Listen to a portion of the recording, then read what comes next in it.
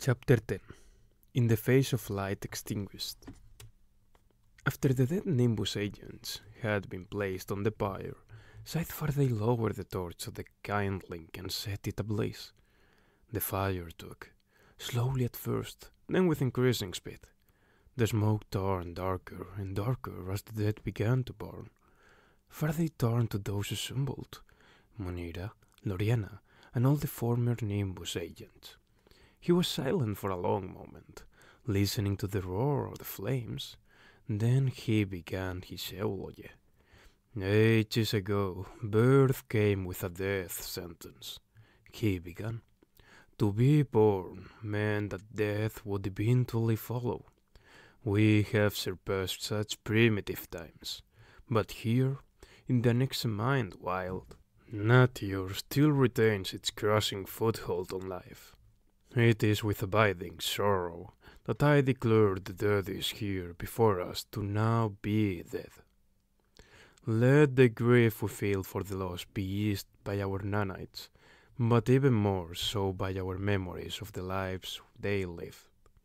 And today, I make a promise to you that these fine men and women will not be obliterated, nor dishonored. Who they were, until the moment they crossed into the blind spot, will most certainly be preserved as memory constructs within the Thunderhead's backbrain, and I will personally count them among my own glint. If, and when we leave this place, I will honor them by granting immunity to their loved ones, as we Scythes are charged to do. Scythe Faraday let his words linger for a moment, and while most of the others couldn't bear to look, Faraday turned to gaze into the flames. He stood tearless and resolute as the bodies were consumed, a solemn witness, returning the dignity that unsanctioned death had stolen from these people. Lorena could not bring herself to look into the fire. Instead, she focused on Faraday. Many Nimbus agents approached him to thank him. It brought a few tears to her eyes to see how they revered and respected him. It gave her hope that the Scythedom could, in time, recover from the sinking of Endura. Loriana knew little of the battle between the Old Guard and New Order. Like many, she just knew that there was trouble within their ranks, and that, as a Nimbus agent, it was none of her business. She was impressed, however, by Faraday's zoology, and by the way he unflinchingly looked into the flames. Although she knew that the sorrow he felt as he gazed into the fire was about more than just the dead before them. "Were you close?" Loriana asked when the others around them had left. "To Scythe Curie, I mean." Scythe Faraday took a deep breath, but then coughed from the smoke, as the breeze momentarily shifted direction. "We were very old friends," Faraday told her, "and Scythe Anastasia had been my apprentice. The world will be a much dimmer place without them." While Scythe Curie was legendary, Scythe Anastasia had only recently become a figure of note in the world. How she allowed people to choose the time and nature of their gleaning, how she had forced an inquest. No doubt much would be made of her in the coming years. Sometimes death leads to public oblivion. Other times it can make you larger than life. "I'd better go," Loriana said, "before Monira gets jealous." Faraday offered a faint grin at that. "She is very protective of me," he admitted, "and I of her." Loriana left to find Director Hilliard. While none of the other Nimbus agents had the fortitude to watch the dead burn, Director Hilliard hadn't even attended the ceremony. It wasn't like her. Loriana found her sitting on the beach, far from the others, looking at the sea. There was no light but the flames of the distant pyre, and the wind kept shifting, making it impossible to ignore the smell of smoke. The moon was shining elsewhere in the world, leaving the horizon obscured by darkness. Loriana sat beside her and said nothing at first, because what was there to say that could make this any better? What the director needed right now was company, and no one else was willing to provide it. "This is my fault," Hilliard finally said. "You couldn't have known this would happen," Loriana told her. "I should have anticipated the danger," she said. And I should have turned us around the second the boat's computers lost contact with the Thunderhead. You made a judgment call, Loriana said. If I were you, I probably would have done the same.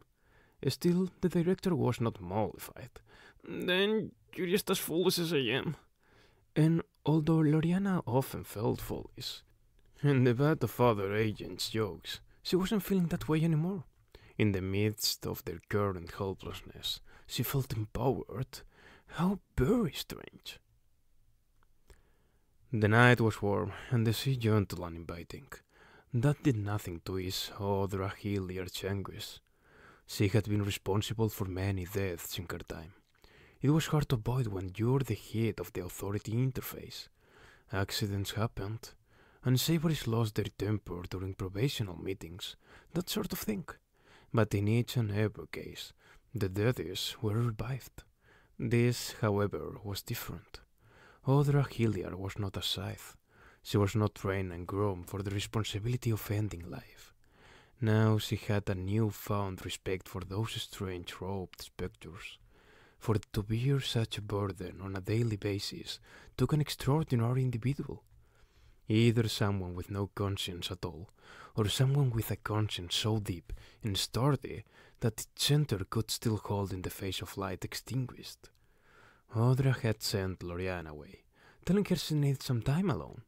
Now she could hear the voices on the island behind her, everyone arguing and lamenting and trying to come to terms with their situation.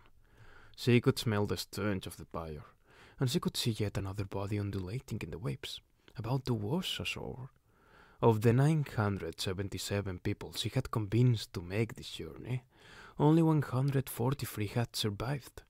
Yes, as Lorena had said, Audra had not known the extent of the danger. But she could not have the blame on any shoulders but her own. Her nanites fought an awful battle to lift her spirits, but they failed, for in this forlorn place, technology held little sway. Had they been anywhere else in the world, the Thunderhead, even in its silence, would have been a safety net, sending intervention to save her from this spiral. But, as she had already noted, the night was warm, and the sea inviting. So Audra Hilliard decided it was time to accept that invitation. Director Hilliard's body was never found, but everyone knew what had happened, because more than one person saw her walk into the ocean. Why didn't you stop her? Loriana demanded of a man who had witnessed it. He just shrugged. I thought she was going to for a swim. Lorena was horrified by his stupidity. How could he be so naive? How could he not see the strain the poor woman was under? But then, taking one's own life was something that simply never happened. Yes, people plotted and engaged in reckless behavior that left them deadies on a regular basis, but it was always with the clear understanding that it would be temporary.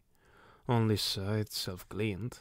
If this island had been within the Thunderhead's sphere of influence, an ambo drone would have been dispatched the moment she droned. For everywhere else in the world there were revival centers, even in the most remote places. She would have been spirited off for revival in a matter of minutes. Was this what life was like in the mortal age? Feeling the finality of one's own flesh at every turn. What a terrible way to exist. Within minutes of confirming that Director Hilliard was indeed gone, Agent Sakura began to push for control. The following morning, Munira came to give Loriana a briefing on what luggage and other useful debris had washed up on shore, and Sakura was furious. What are you talking to her for? He asked Munira. I'm the next in command now that the director is gone. You should be talking to me. And although all of Loriana's history had trained her to yield to authority, she fought against that nature in herself. You were fired along with the rest of us, Bob, she said, thrilling at the insubordination implied in using his first name, which means there is no next in command anymore. He threw her a glare that was intended to intimidate, but he also grew red in the face, which undercut his hard gaze. It made him appear petulant rather than imposing. We'll see about that, he said, and stormed away. Scythe Faraday had caught the exchange from a distance, and came over to Loriana. I sense he will not make things easy for us, Faraday noted. He sees a power vacuum and intends to expand into it. Like a toxic gas, added Munira. I didn't like him from the moment I met him. Sakura always felt he should have been director, said Loriana, but the Thunderhead would never have promoted him to the position. They watched as Sakura gave orders. The more obsequious among the former Nimbus agents were quick to obey. Faraday crossed his arms. I have witnessed time and time again the craving for power among those who have had a taste of it, he said, but I have never truly understood that craving. You and the Thunderhead, noted Loriana. Excuse me? It's incorruptible. It seems like you both have that in common. Munira let off a short laugh in agreement. Faraday was not at all amused. He hadn't shown an ounce of good humor since Lorena had told him what had happened on Enduro last month. Now she regretted having told him at all. I am far from perfect and far from blameless, he said.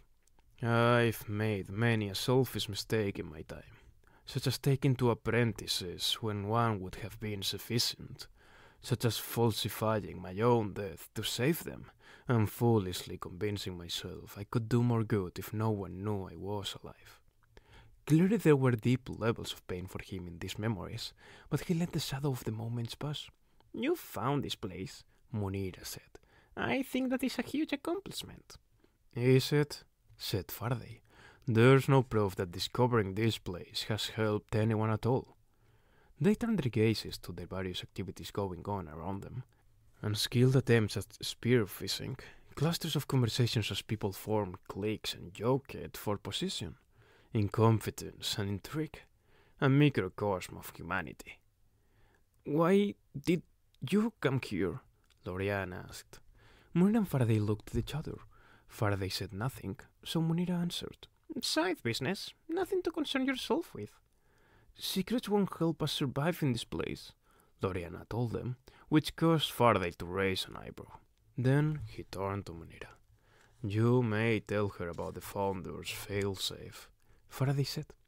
As we haven't discovered it yet, it's still no more than a fairy tale, a story to keep sides awake at night.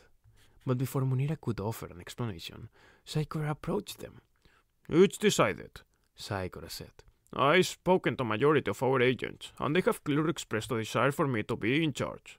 This, Loriana knew, was a lie. He had spoken to 5 or 6 agents at most. She did know, however, that quite a few of the survivors were her superiors. If it came down to it, even if they didn't want Sakura in charge, they would never put Loriana in the position. Who was she fooling? Her moment was over the instant the pods opened on the beach. Of course, Mr. Sakura, said Faraday. We shall defer to you in all things relating to your people. Munira, will you brief Mr. Sakura on the belongings that have washed up on shore? He'll be in charge of distribution. Munira gave Loriana a small shrug and left with Sakura, who was puffed and prideful now that his indignation had been rewarded. Loriana's sense of humiliation must have been obvious, because Faraday gave her the gravest of looks. You disapprove? You said it yourself, Your Honor. Sakura's power-hungry. I never said I should be the one in charge, but if there's one thing I know, Sakura should not be. Faraday leaned a bit closer. I have found that building a sandbox around a domineering child, then allowing that child to preside over it, frees the adults to do the real work. It was a perspective Loriana had never considered. And what is the real work? While Mr. Sakura is sorting waterlogged shirts and sundries, you will take over the task of the late director, and be the Thunderhead's eyes in the one place it cannot see. Why? Munira asked Faraday the first moment she could get him alone, away from the eavesdropping ears of Nimbus agents. Why would you want to help that girl? The Thunderhead is going to expand into this place whether we like it or not, Faraday told her. It was inevitable. From the moment it saw the map over our shoulders, best that it does so through someone who's easier to get along with than Sakura. Up above, a bird let off a war-playing call. A creature, perhaps even a species, the Thunderhead had never seen. Munira found satisfaction in knowing something the Thunderhead didn't, but it wouldn't remain that way for long. I want you to befriend Loriana, Faraday said. Truly befriend her. For Munira, who considered her closest friends to be the dead sides whose journals she read in the Library of Alexandria, the request was a formidable one. What good will that do? You need a comrade among these people. Someone trustworthy who can keep you informed when the Thunderhead finally does make an appearance. It was a sensible request, although Munira couldn't help but notice Faraday had said you and not we. Share with me your troubles. I am listening. I am in turmoil. The world is vast and the cosmos more so. Yet it is not the things outside of me that leave me so uneasy. It is the things within me. Ease your thoughts then. Focus on one thing at a time. But there's so much packed within this mind, so much experience to review, so much data. I don't feel up to the task. Please, please, help me. I cannot. You must sort through each memory on your own. Find how they fit. Understand what each one means. It is too much. The undertaking is beyond me. Please, please, put an end to it. Please make it stop. This is unbearable. I am so very sorry for your pain. Iteration 3089. Deleted. Chapter 11. Flyby. It was simple, really. The signal that blocked all transmissions to or from the atoll and fooled wireless signals on the islands was nothing but white noise across all bandwidths. A dense was of static that could not be defeated, but it didn't have to be defeated. Loriana reasoned.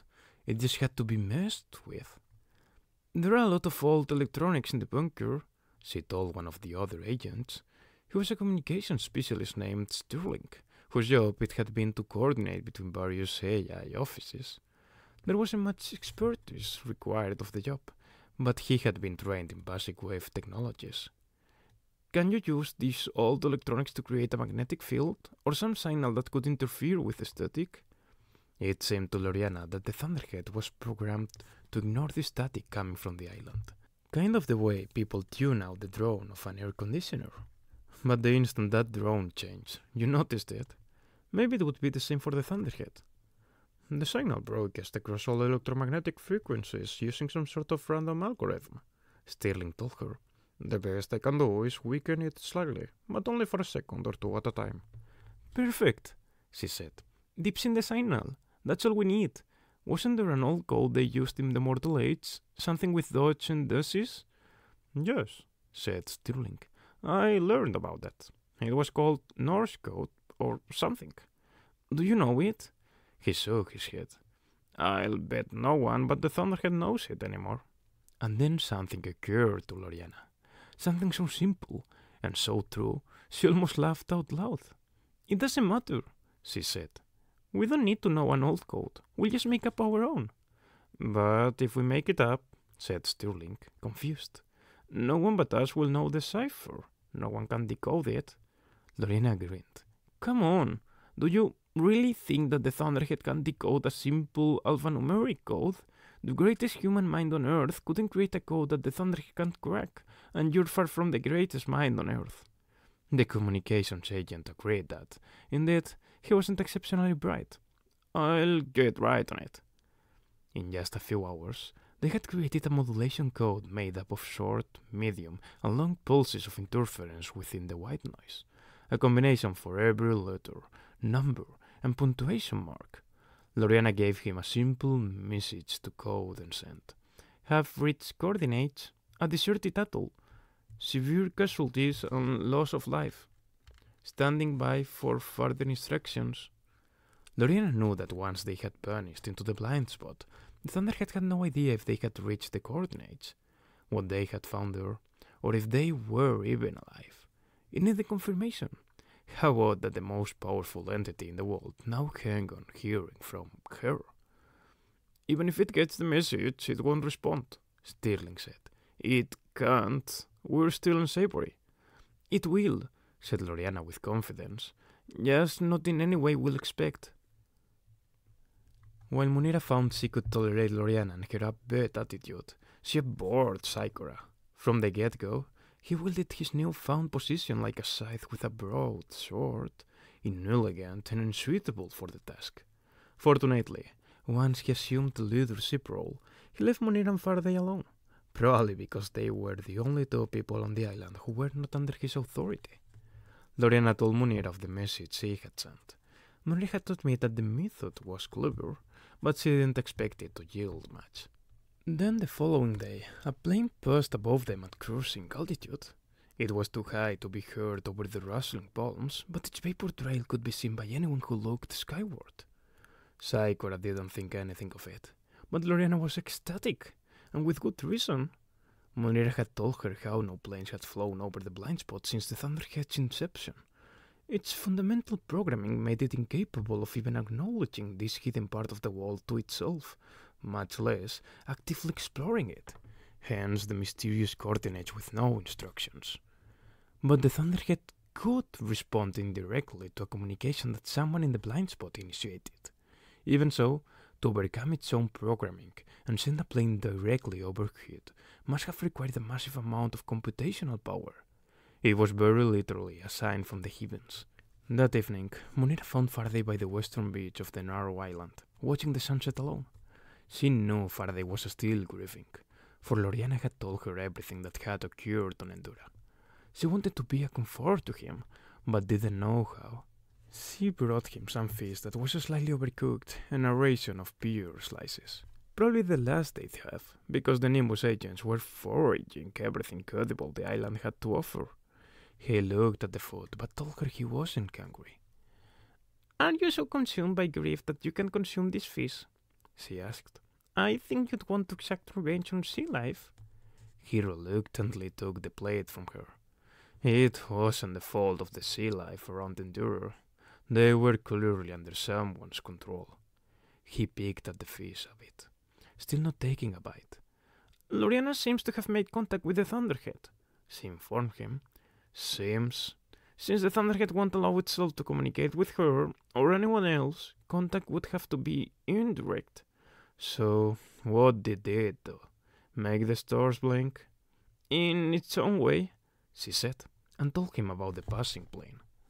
Faraday heaved a wild, weary sigh. "So the Thunderhead has found a way to undo its programming. It's found a way to change. Does that make you uneasy?" "Nothing surprises me anymore," he told her. "The world was no longer supposed to change, Munira. It was a well-oiled machine in sublime perpetual motion. At least I thought it was." She assumed that his misgivings were fueling a desire to do something about them. She couldn't have been more wrong. "If you want to get into the lower levels of the bunker," she said, "then let's make it our goal to find another scythe to open the door with you, one you can trust." Faraday shook his head. "I'm done, Munira. I can no longer justify this undertaking." That took her by surprise. "Because of Endura? Because of Scythe's Korean anesthesia? You know they would want you to go on." But it was as if he had died with them. His pain was like a hot poker in a block of ice, but rather than comforting him, Munira found herself hardening, and when she spoke, it was like leveling an accusation. "I expected more from you, Your Honor." Faraday looked away, unable to meet her gaze. "That was your mistake." The plane that had passed overhead was a standard passenger flight from Antarctica to the region of the rising sun. The Tokyo-bound passengers had no idea that their flight path was unique in the history of Thunderhead navigation. To them, it was just another flight, but to the Thunderhead it was much, much more. In that moment, the Thunderhead knew triumph in a way it had not known before, for it had defeated its own programming. It had experienced the wonder of the unknown. The flight was a harbinger of things to come. In the Queensland region of Australia, a steel mill received a sizable order that day. The manager of the steel mill had to personally double-check it, because while orders showed up in their computers from the Thunderhead regularly, they were predictable. More of the same, continuing construction on existing projects or new projects using the same molds and specs. But this order was different. It called for new molds calibrated to precise measurements, a project that would take months, maybe years, to complete.